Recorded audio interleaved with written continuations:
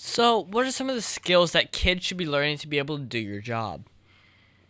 Skills. Well, math for sure, because it's never ending math. It's not even that I'm good at math. It's just that when an equation comes up, there's always a solution for every equation. So make sure that you are really good at math.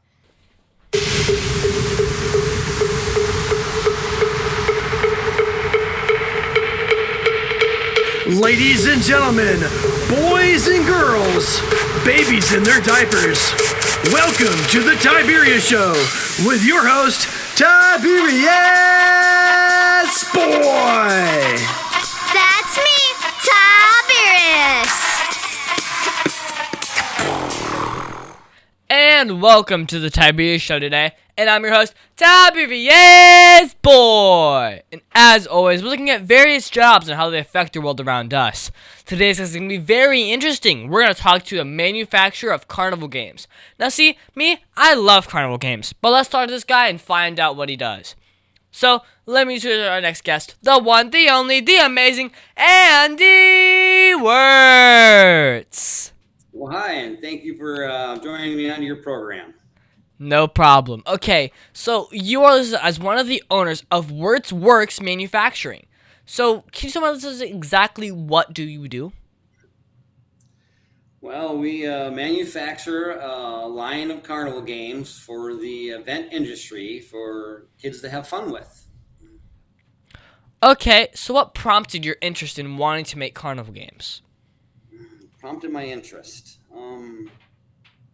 Well, I'd have to say it started out with my four daughters and my wife. They asked me to join the school PTO and run the school festival. And when I started running the school festival, I started making new games for the kids to play. Every year I'd make a couple new games and donate them to the school. And then one year, one of the homeowners had come up to me and asked me if I would take these to a trade show because he thought they're really cool, and we did, and that's kind of where it all started. And one of the kids' parents did actually, and that's where it all started. And from there, it just kind of grew into an industry. One of the things is when it started out as a hobby, really, it was kind of a hobby. I was doing it for fun because I enjoyed watching the kids play them. But the problem with that is when you put a dollar sign on your hobby, it's no longer a hobby. It becomes a job. But I enjoy the job. Go ahead. So, what type of carnival games do you make? I make like a type of a Midway game. I like to make games that are interactive. I like the kind of games that kids have to work at to play. Hand-eye coordination is great. I'm not into a lot of electronics. They really are old school classic games that we make. The kids seem to enjoy them. They really have fun with them. So, how do you get your ideas of what to create? Ideas. Well, the ideas come from a lot of different things. If I spent a day with you, I'd probably come up with two or three ideas on the way you are and how to make a game and the different things you do throughout your day. There's no doubt about that. But one of my favorite ones is I was at a restaurant with my four daughters, and my youngest daughter, who is now 18, she was a lot younger then, had gotten one of those little placemats that has your menu on it and puzzles and stuff. And there was a round little puzzle you had to do. But instead of taking the puzzle and running the crayon through the puzzle, she held her eyes still and spun the piece of paper to complete the maze. Well, I looked at that and I said, holy cow, I can make a game out of that. And that's what inspired Maze Runner, the actual game we have right now on the market. Where you Ah. take a big wheel and you steer it and you actually turn the maze and spin the ball through it by steering a wheel. Turned out really So, nice. So that's inspiration comes from different ways and different people. okay. So, what is the best part about being a manufacturer of carnival games? The best part of it, well, being a manufacturer is always great. I love manufacturing. Taking anything from scratch and creating a final product is so much fun to see and do. But I'd say the best part is being able to use my creativity and my spin on things to create the type of games you guys get to play. So, how long does it take to design and build a new carnival game? Well, that's a tough question. Some games I do in a week, maybe 2 weeks. But like the new game that I'm working on right now, well, I started it in 2016. And I'm probably a year out before it's completed. And it started out as Derby Dash. And then before I knew it, it ended up being called Lumberjack. And in the same basic theory and concept on the game, but twisted it and turned it a whole different direction to make it more usable for me to do. So the average game, 2 years usually before I actually have a game out there ready to produce and get on the line, which is the production line, of course. So what type of clients need Carnival games? Clients. Well, in my eyes, anybody that likes to have fun. You know what I mean? If you enjoy having fun, then you're definitely a client of mine, because even if you're not the buyer of the game, you're the end user. So a lot of places use my games for different reasons.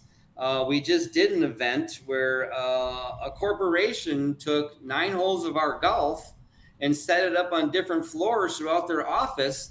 So everybody throughout the entire building had to go to each floor to play a hole, and they all interacted with each other. They use it as a team building event. So there's that, and then there's also your everyday school events, birthday parties. You know, anybody that loves playing games loves our games. They'll play them. That office building one is really cool. Did you have like the makeshift holes where there are tubes and they put them at the end of one hole it goes down a floor and then pops up there? No, that would have been interesting to do, but no, they were individual games on each individual floor. So you had to go to each floor, play, score yourself, and then they'd have a little competition at the end of who scored the highest. But yeah, that'd be a lot of tubes. So what's the coolest game you've ever made? Or maybe should I just ask, what is your favorite Carnival game? Coolest game.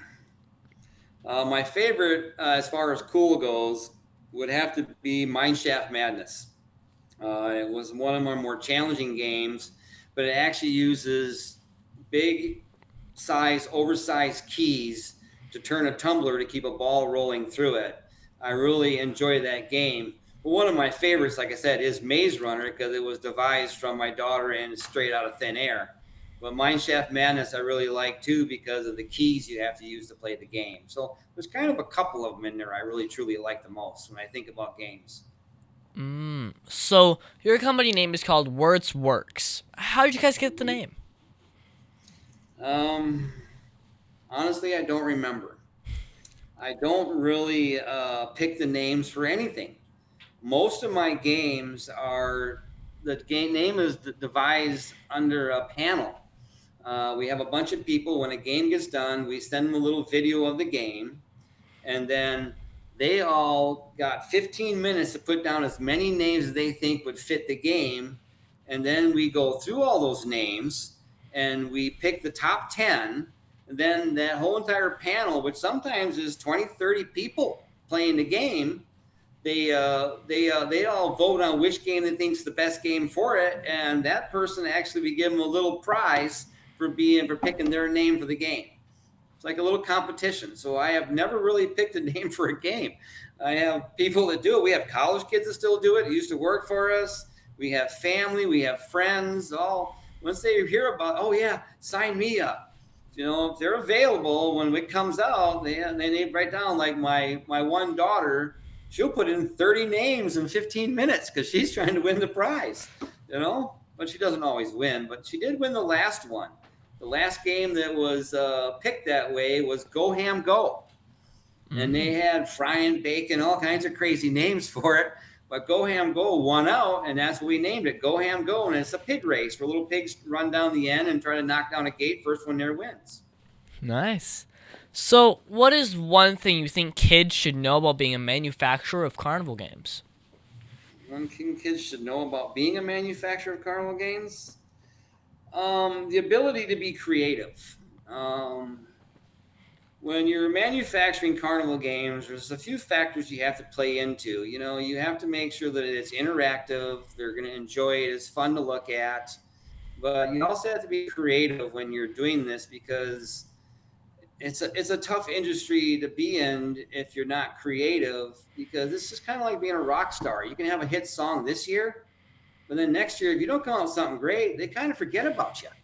You got to keep bringing new stuff out and keep them interested, and they go, wow, look at this new thing we can do. You know what I mean? And that's what I love doing, is always throwing something new out there and seeing their reaction.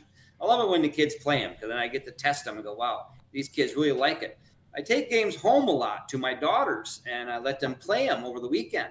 And if they only play it once or twice, I know the game's not good. I got to change it. But if they play it all weekend long over and over again, it's okay, this is a game that has interaction and they like playing it. This could be a hit.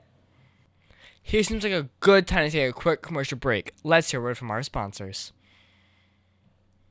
So you want to make an ad for your company, right? Yeah, Tiberius, you want to help me? Okay, so what's the name of the company? PPWND. PP what? Professional Pressure Washing and Detailing. So you like clean driveways? Yeah, like that. We pressure wash commercial buildings and semi-truck and trailers. So how would someone get a hold of you? They can visit my site at ppwnd.com or call me at 407-900-7793. So I just tell them to call you at 407-900-7793 or visit ppwnd.com? Yeah, Tiberius, you got it. Cut! That's a wrap! Just use that. Oak Ridge Gun Range is a family-oriented shooting range that has been in business for over 30 years. They specialize in basic firearm training and offer numerous services such as consignments, gun trades, gunsmithing, and concealed weapon classes. I even got my training for gun safety at Oak Ridge Gun Range. Great customer service, and firearm safety is what they do best. So find out more at oakridgegunrange.com.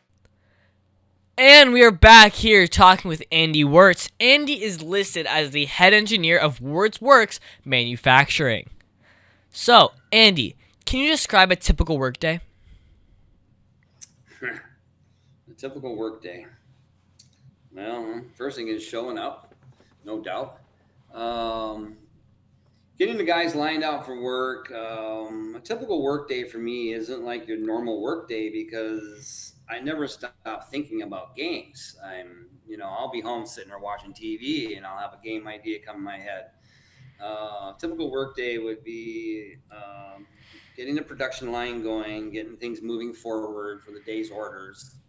And then a lot of my day is spent in thought, because when you're engineering games, it doesn't just come to you overnight. I probably am playing around with 4 or 5 different games while I'm sitting there, because I'm sitting here AutoCADing on one while I've got another one spinning in the back of my head. You know what I mean? Trying to find the answer to that problem I'm having with that game. But typical work day is a lot of computer time for me, usually in the mornings because I'm older and slower. You know what I mean? I need to have some time to wake up. And then I'll go in the back for a little while and work with the guys.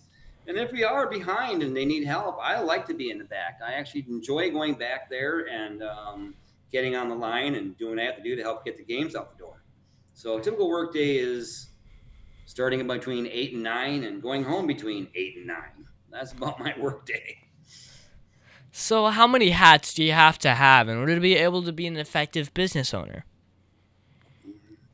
Well, to be an effective business owner, you definitely have to wear a lot of hats. One of the key things about being a really good business owner is pretty much knowing how to do everybody's job. I got an incoming call. I have no idea. It says I'm not going to say what it says. Can you just X-nay it out? Yeah. I think there's someone calling Will. There we go. Sorry about that, guys. To be an effective business owner, you really have to know all the aspects of your business. One thing I've learned is that and I've seen this happen in other businesses, when you depend on someone else to do the job, now you become dependent on that person. And if something happens to that person, it can ruin you. Yeah, but if you know how to do their job, you can always step in when they fall, when they're not doing well. And it's the same thing with employees. No one employee in my shop knows how to do just one thing. Every employee is taught every station, so that when someone's sick, hey, go do Jimmy's job today because that's falling behind and they know how to do it. So it really helps when you learn all the different aspects of your own business. Don't always rely on other people. Now, don't get me wrong. Every good business owner knows what his limitations are. And if you learn what your limitations are, you find people to fill the voids, no doubt. But try to learn them voids as you go along so that it makes you a stronger company. The stronger you are, the stronger your company is. The more you know, the bigger you'll be. You know what I mean? If you want to get real big, you get to a certain age like me and you want to just get stable. You don't really want to chase that mountain anymore. You just kind of want to go up and down the molehills. You know what I mean? So that's kind of the aspects of business in my eyes. So, what are some of the skills that kids should be learning to be able to do your job? Skills. Well, math for sure, because it's never-ending math. It's not even that I'm good at math. It's just that when an equation comes up, there's always a solution for every equation. So make sure that you are really good at math. And definitely learn at a young age. And I wish I had done this at a younger age. I had opportunities, but I didn't take them. Never thought they'd apply to me. Learn your AutoCAD, your SolidWorks, your software programs, because you're going to need them. In today's world, it's automation or death. You know what I mean? Old world ways are gone. You have to automate your business, or you will not be able to compete, and that requires software training. Constant software training. But yeah, to get into the software and get into the math, because this business is nothing but math all day long. So, do you ever put in all the work for a project, but it never goes to market? Which one you want to talk about? Yes, there's a lot of different games that I have that are on the archive list, I call them. You will start a game, I'll work on it and work on it and work on it. And there's games I've been working on for years that I still haven't figured out how I'm going to make it work. So it never makes it to the table.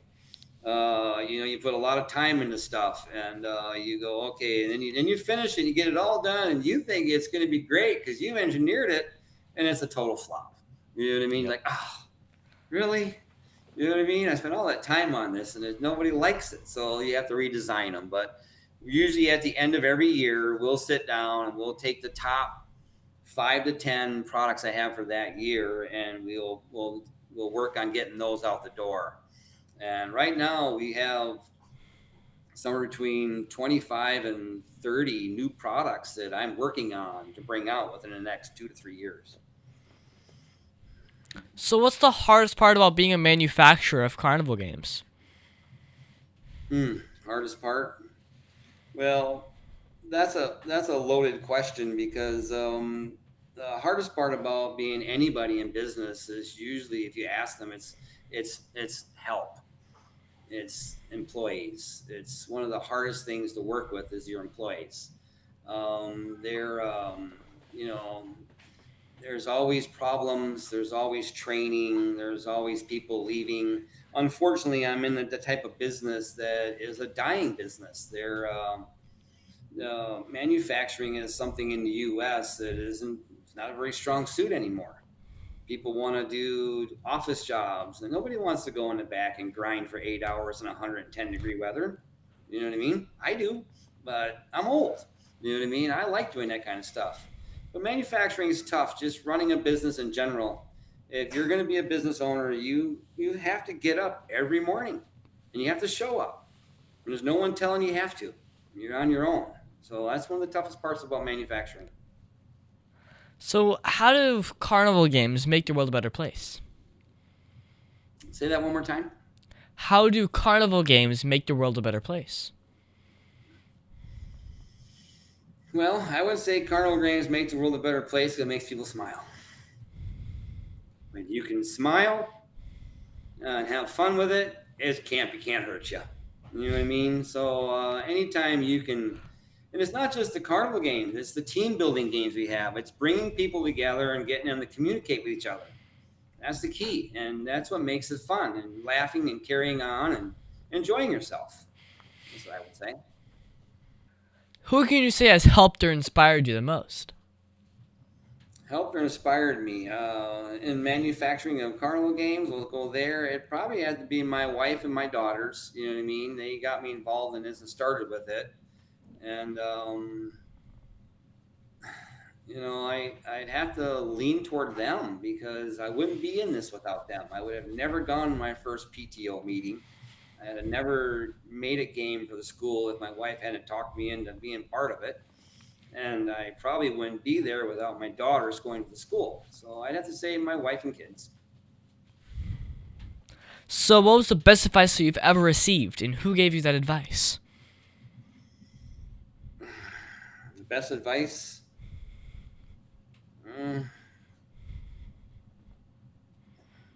I don't know if anybody really gave me any advice that I remember. All I remember is that as far as the best advice, whether I heard it or know it or saw it, who knows where, but the best thing I've ever done was if you're going to do something, do it all out. Don't go half the way. Go all the way. Give it your best. You know what I mean? Try your hardest, and you'll be surprised what the end result is. You know what I mean? How far you can go if you just push yourself and make sure that you take whatever you do seriously and complete the task. You know, that's the hardest part. So many people get halfway through something and then give up on it. Just keep pushing. You'll be surprised. Go ahead. Okay, well, what message do you tell children all over the world about doing the work that you do? Be your best person.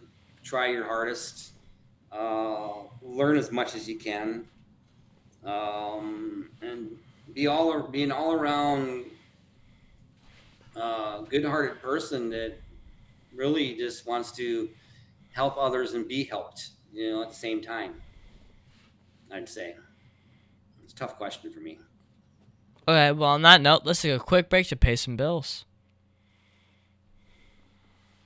The Tiberius Show would like to thank one of their dedicated sponsors, Custom Designs Orlando. These guys are on Mills Avenue and do all sorts of stuff, ranging from photo ID badges, engraved signs, custom braille ADA signs, vinyl lettering to trophies and awards. The cool part about Custom Designs is they can ship products all over the United States. You can reach them at 407-898-0373 and tell them that Tiberius sent you. Over 40 years, Lighthouse Central Florida has provided education, independent life skills, and job training to thousands of Central Floridians who live with blindness or any degree of vision loss. Whether it's picking out clothes in the morning or just moving around your community and serving Orange, Seminole, and Osceola counties, contact Lighthouse Central Florida at 407-898-2483 or visit them online at lighthousecfl.org. And we're back here with Andy Wirtz, a cabinetry manufacturer. Ooh, so how do you go from games to cabinetry? I mean, do they use the same materials? No, but we started out as a cabinet maker and then started making games. The same machinery is used in both products because the games are actually made with the same theory as a 4x8 sheet of plywood as a 4x8 sheet of plastic. They cut with basically the same tools. There are plastic cutting tools for your CNC machines that are different than wood cutting tools, but that's a simple change up. Construction methods of my games, if you took them apart, they actually are constructed kind of like a base cabinet. They have a dado, a back, you know what I mean? They have construction in the middle. It is kind of based around that. So it made it really easy to transition from being a cabinet maker to a game maker because you already had the facility and the tools in place. So are you still making cabinets? Say it one more time. Are you still making cabinets? Yeah, to a certain degree. I don't really do it. I don't go seek it anymore. The games have really superseded anything else we do in this shop. But every now and then, like I have a customer that I've been working for 22 years, and they just wanted to remodel her upstairs. So I just built her a small section cabinets for one of her rooms. Yeah, I do it every now and then, but not as much as I used to. it requires, the problem with that is that the games are a more production line, product line. But when you do cabinets, it's really a lot more skilled labor to do cabinets. There's a lot more procedures and a lot more that goes on to make a quality product. So you have to have a different type of employee, and those employees are far and few in between nowadays. Craftsmen are dying off. There's not many left. It's production line stuff. So if I do it, it's pretty much me doing it. You know what I mean? So it's a one-man band. So that's about the way that works. Okay, so Andy, what was that one thing that happened in your career that you did not expect? The one thing that happened in my career that I did not expect, well,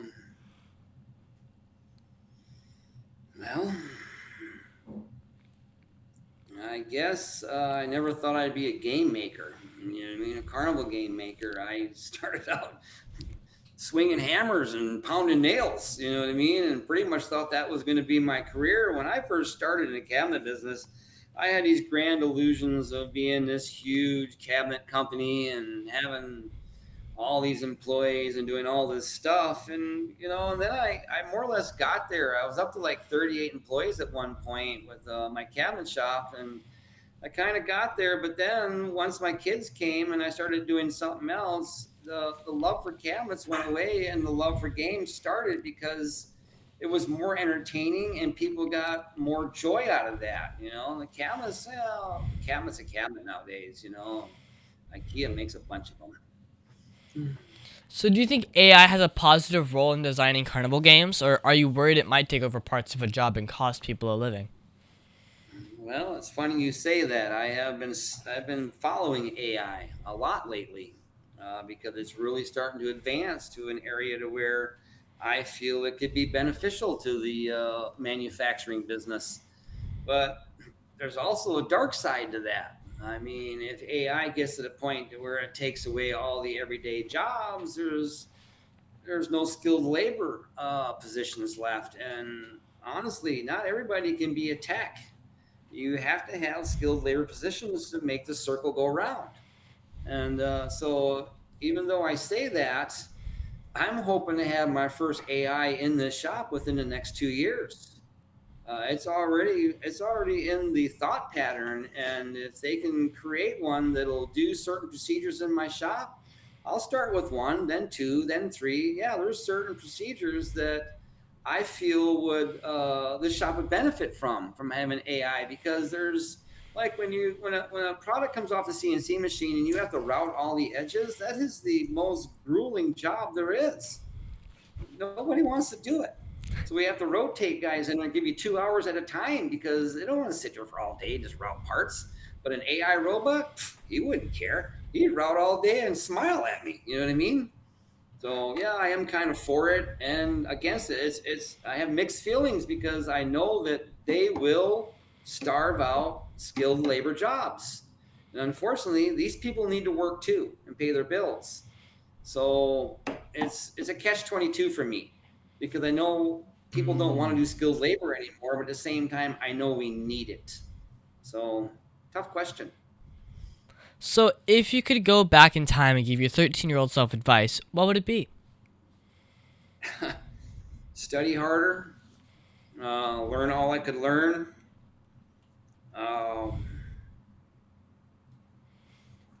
Keep my avenues open, because you never know what life's going to throw at you and which way you're going to end up going. So be open to all kinds of things coming your way, because it can change in a heartbeat. So what was the biggest mistake that you've ever made, and how did it change you as a person? Well, we'll skip that question, okay? Because that's probably not one I want to get into. That's the biggest mistake I ever made. If you're talking manufacturing, we can just cut this out and go to manufacturing.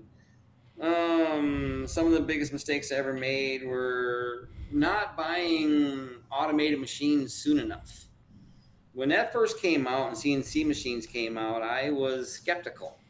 So I waited, and I actually bought a machine later in my years and earlier when everybody else had them. Had I had this machine 10 years earlier, oh, I'd be so much more knowledgeable on it and have so much more done, because they really do. That's one of my biggest regrets, is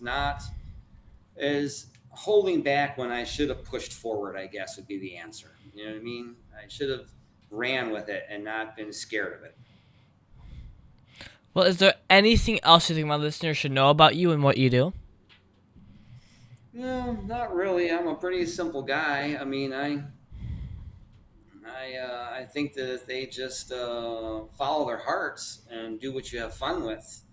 I mean, if you're in a position where you're not happy with it, change, switch gears. Don't quit your day job. You know what I mean? But find another one that you like before you quit your day job. But do what you love, because before you know it, you're old, and life went by like that. You know what I mean? So just do what makes you happy, within reason, of course. Well, do you have a Facebook or website for my listeners who want to follow you? Well, we do for the business, for Wirtz Works. You can actually go on their Facebook, and we do a lot of stuff on that. And I'm sorry. Oh, and Instagram, we do a lot of different Instagram stuff. That would be Will, who does all that, who you met earlier. Me personally, no, I kind of stay off all that. I don't have a Facebook page. I don't really get into that, because you know that I don't really like phones.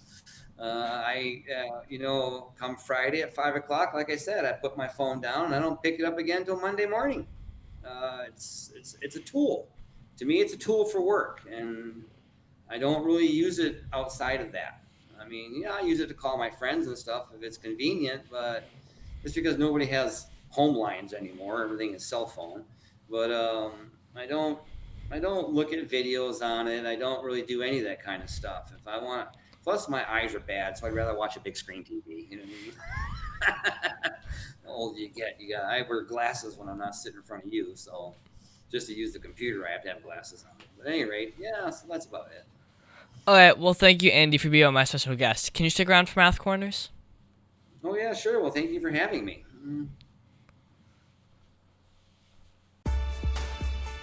Aw, Dad, my computer's slow again and I can't play my games.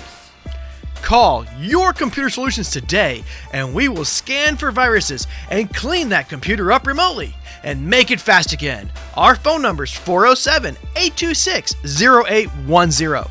Thanks, Dad. My computer's fast again. Now I can do my homework. Thanks for calling Your Computer Solutions at 407-826-0810. Well, thank you so much, Andy, for helping me with Math Corners. This week, we're just more multi-step word problems. My dad is always going to find these problems for me to solve. And today, we're going to talk about carnival games. Ooh. All right. Okay. So, at a carnival, Alex, the main character, played a challenging game called Ring the Bottle. In this game, the probability of winning a single game is 1 out of 20, or 5%. Alex played 40 times. What is the probability that Alex will win at least one game of the 40? And on average, how many games should Alex expect to win? You want me to answer that question? Nah, you're good. Well, first is a world problem because, people that run carnival games want to ensure that the games are not too easy that everyone wins, but also not too hard that no one's even willing to try. So, to solve this problem, first you have to figure out the probability of losing all the games and subtract 1 from it.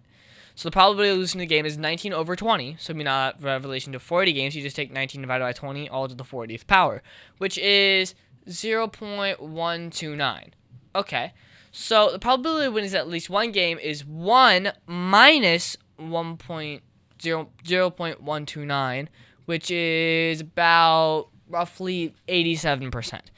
That's pretty high, but next is to see the average of times he should win, assuming the same skill. Well, at 5%, or 0.05, we times that by 40 games, you get 2. So Alex should at least win 2 times. Got it. Glad you did that.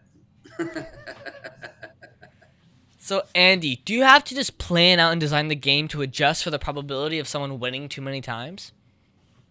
Yes, you do, actually. There's a lot of prototyping done on that. You can design a game and come out with it, and if the play is too fast, you actually find ways to slow the play down. Because the saying, a minute to win it, is pretty much true. People don't like a game that's too quick, and they don't like a game that's too long. So we work hard at designing the game around the ability to win it in a certain amount of time to make the game fun to play. Yeah. Well, my teacher said that I would use math every day. How do you use math with your work?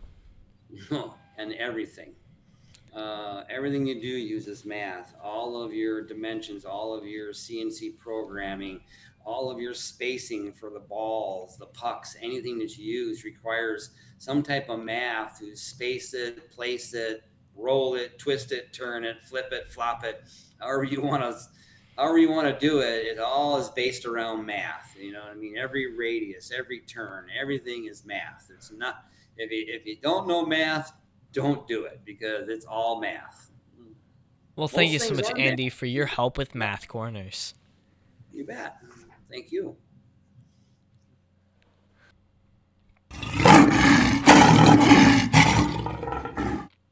And now it's time for the Heart of the Lion.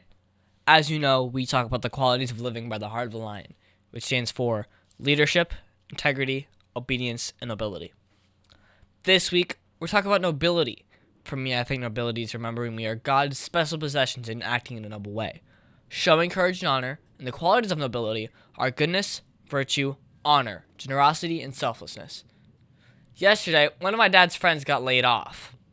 Oh no! That night, he saw a hungry person outside of Walgreens. Well, he was wanting money, and my dad's friend instead offered to take him to Publix and get $15 of whatever food he wanted. The hungry man was just so happy, and he smiled. But then my dad's friend smiled, and I noticed that it was a selfless act, even though he had just lost his job. So, Andy, did you see or use nobility at all this week? We're getting ready to do an event at a senior citizens home for the senior citizens of that senior living. We do a carnival game event with them for them to have fun and play games and use hand-eye coordination and things like that. Well, of all of the Heart of the Lion virtues, which is the one that you see the most?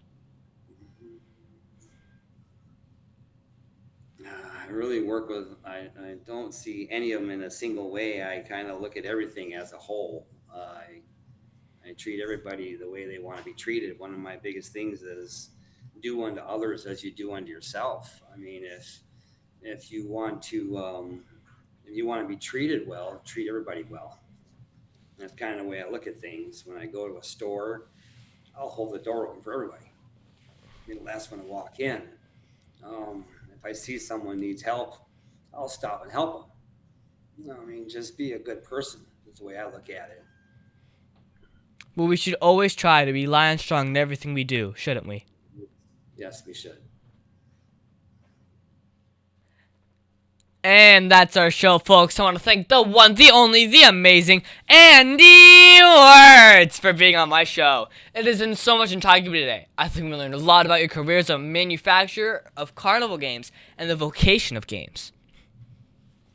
And thank you very much for having me on your show. I had a good time doing it. Do you mind giving your social media and website again? Yeah, my social media would be, you can find us on Facebook and Instagram under Wirtz Works, Wertz, Werkz. Well, also, you can find me on Facebook and Instagram at The Tiberius Show, and I would like to thank WWPR 1490 AM, K1998, Soul Radio 24/7, Easy Way TV, and all the other stations that air on my show. And please be sure to visit The Tiberius Show on YouTube and hit that subscribe button. Andy, are you subscribed yet? I guess I am now. You know what I mean? I'm more than happy to. I look forward to seeing what else you bring out. Oh, and be sure to leave me a comment if you want to grow up and work in the carnival game industry. I answer all the comments myself, and also be sure to listen to us next week on The Tiberius Show with your host, Tiberius Boy.